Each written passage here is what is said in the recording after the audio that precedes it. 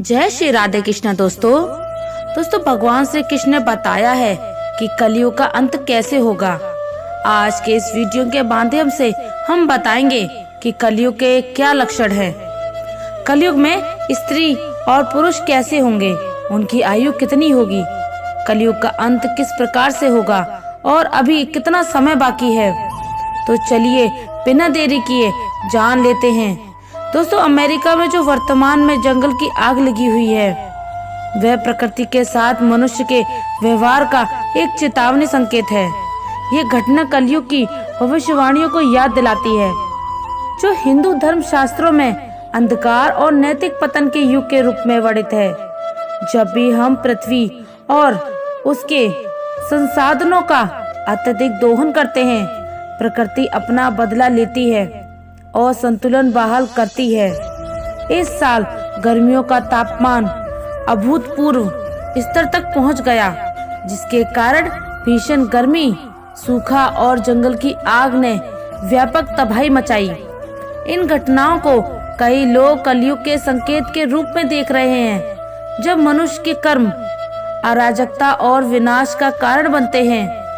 California के आकाश ने एक भयावह नारंगी रंग धारण कर लिया था, मानो स्वर्ग भी धधक रहा हो।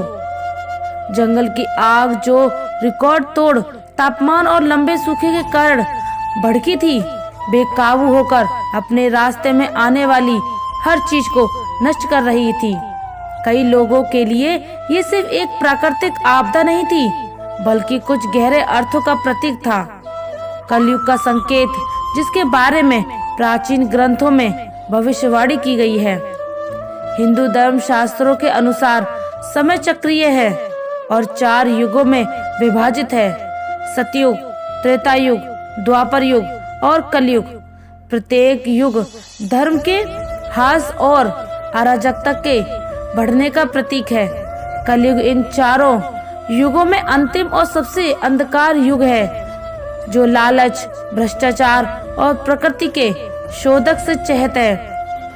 कहा जाता है कि कलयुग में मनुष्य के कर्म व्यापक पीड़ा का कारण बनेंगे और पृथ्वी प्रलय के माध्यम से अपनी प्रतिक्रिया देगी। अमेरिका में लगी जंगल की आग इस भविष्यवाणी को साकार करती है। दशकों से मनुष्य ने प्राकृतिक संसाधनों का अंधाधुंध दोहन किया है, जंगलों को काटा है, वायु और जल को प्रदूषित किया है और जलवायु परिवर्तन को बढ़ावा दिया है। यह सब मनुष्य की लालच और प्रकृति के प्रति उदासीनता का परिणाम है। कलयुग के इस युग में मनुष्य ने अपने सुख और विकास के लिए प्रकृति के साथ छेड़छाड़ की है और अब प्रकृति अपना बदला ले रही है। प्रकृति का प्रतिशोध किसी भी रूप में हो सकता है, चाहे वह जंगल की आग हो, बाढ़ हो या भूकंप। इस साल गर्मियों में तापमान ने जो रिकॉर्ड तोड़, वह मनुष्य के कर्मों का ही परिणाम था।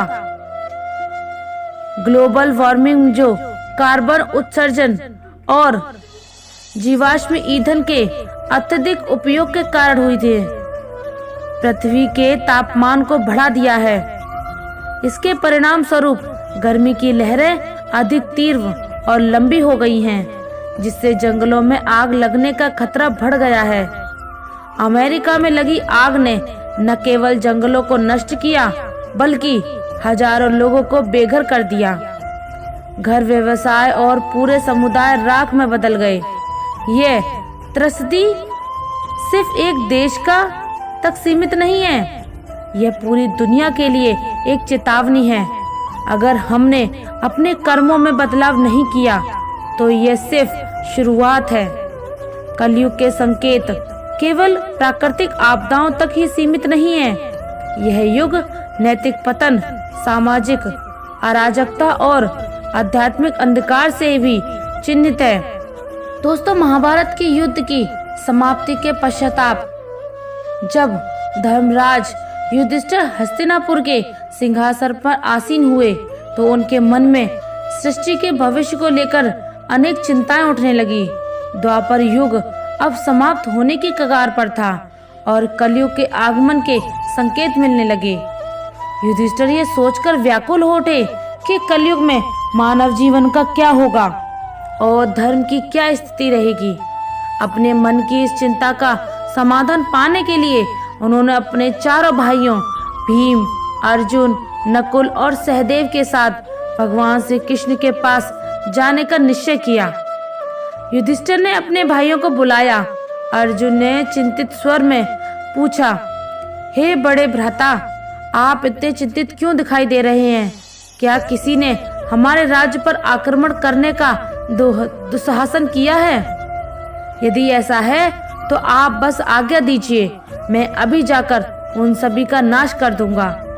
युधिष्ठिर ने एक गहरी सांस लेते हुए कहा, हे प्रिय अर्जुन, मैं तुम्हारे पराक्रम से भली भांति परिचित हूँ।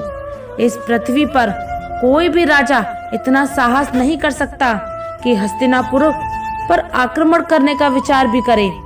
लेकिन मेरा चिंतन की बाहरी शत्रु के बारे में नहीं है। भीम, जो हमेशा से ही अपने भाई की हर चिंता को साझा करते थे, बोले, तो फिर क्या बात है बड़े भैया? आपकी चिंता देखकर हमारे मन में भी अनिश्चितता और भय उत्पन्न हो रहा है। कृपया हमें शीघ्र ही बताइए कि कौन सा संकट हमारे सामने है। युधिष्ठिर ने गंभीर स्वर में उत्तर दिया, हे भीम, तुम सत्य कह रहे हो। एक भयंकर संकट सचमुच आने वाला है। मैं कलयुग के आगमन के विषय में सोचकर चिंतित हूँ। मुझे ये भय सता रहा है कि आने वाले समय में मानव समाज किस दिशा में जाएगा, धर्म का क्या होगा और सत्य का क्या। इसलिए मैंने निश्चित किया है कि अब हमें द्वारकाधीश श्री कृष्ण जी के पास जाना चाहिए। केवल वही हमें इस चिंता से मुक्त कर सकते हैं। सभी पांडवों ने युधिष्ठिर की बातों से सहमति प्रकट की। अर्जुन ने कहा, आप सत्य कह रहे हैं भैया, श्री कृष्ण ही हैं इस समय सबसे अधिक ज्ञानी और भविष्य के जाता। हमें शीघ्र ही उनके पास चलना चाहिए।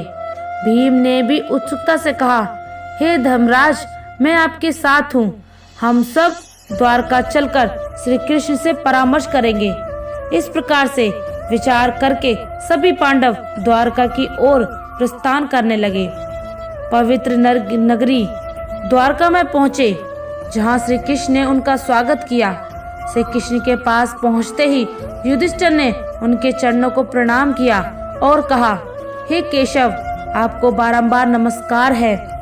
श्री कृष्ण ने मुस्कुराते हुए कहा, हे महाराज युधिष्ठिर, द्वारका नगरी में आपका स्वागत है। कहिए, मैं आपकी किस प्रकार से सहायता कर सकता हूँ? युधिष्ठिर ने विनम्रता पूर्वक कहा, हे माधव, आप तो सब कुछ जानते हैं। द्वापर युग अब समाप्त होने वाला है और कलयुग के संकेत स्पष्ट रूप से दिखने लगे हैं। मैं ये जानना चाहता हूँ कि कलयुग में मानव का स्वभाव और आचरण कैसा होगा, वह किस प्रकार के कर्म करेगा और मोक्ष प्राप्ति के लिए उसे कौन से प्रयास करने होंगे।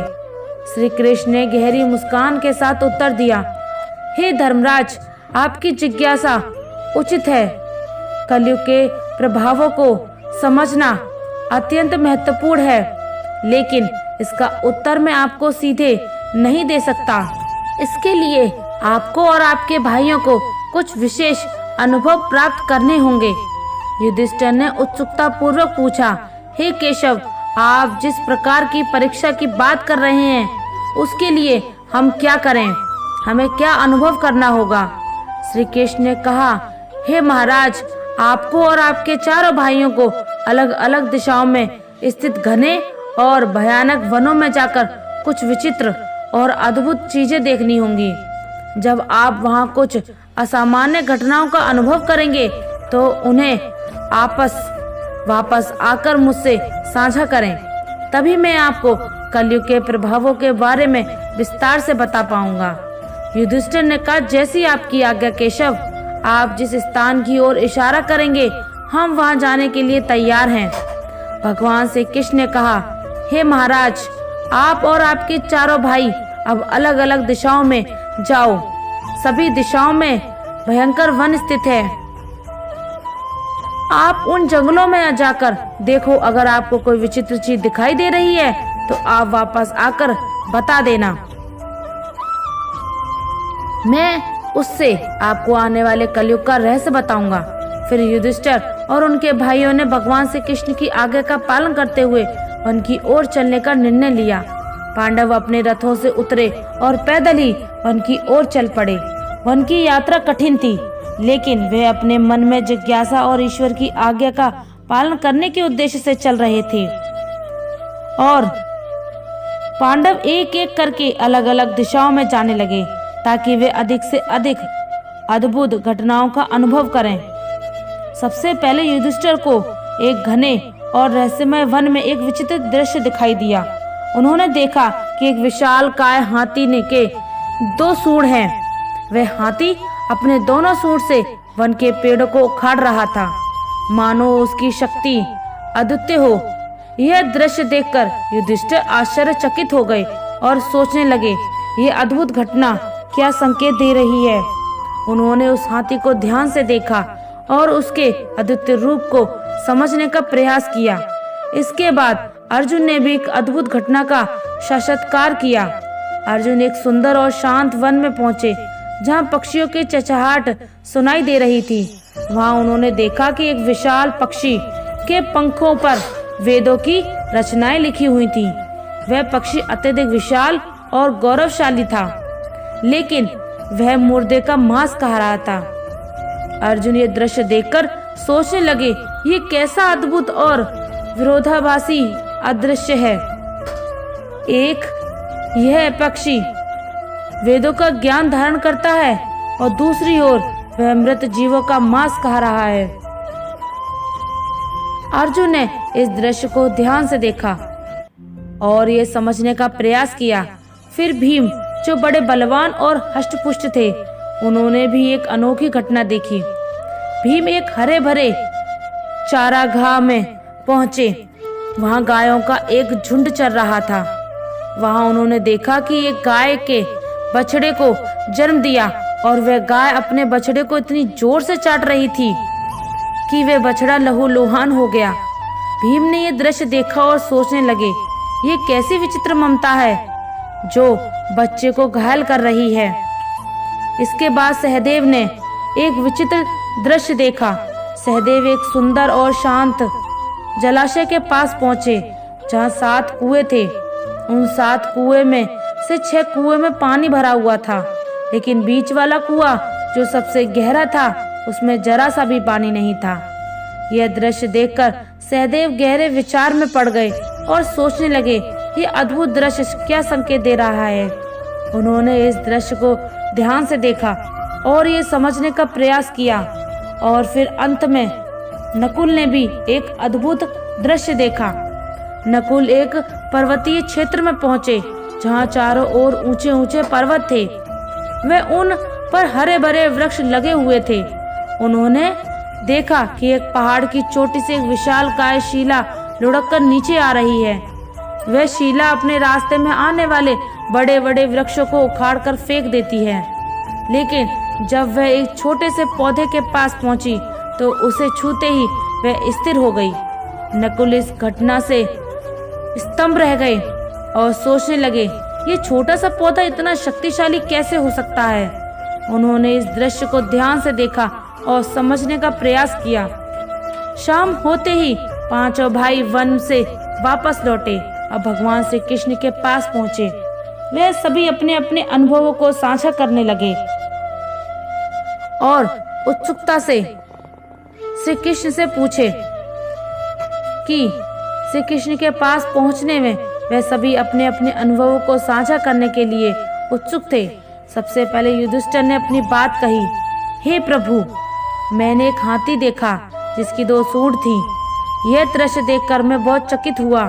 श्री कृष्ण मुस्कुराए और बोले, धर्मराज, इस दृश्य का अर्थ यह है कि कलयुग में ऐसे लोग सत्ता में आएंगे जो 2 लोगों को से और शोषण करेंगे। एक और प्रजा से सेवा और भक्ति की मांग करेंगे, दूसरी ओर अपने स्वार्थ के लिए उनका दोहन करेंगे। वे दिखावे में कुछ और होंगे और अंदर से कुछ और।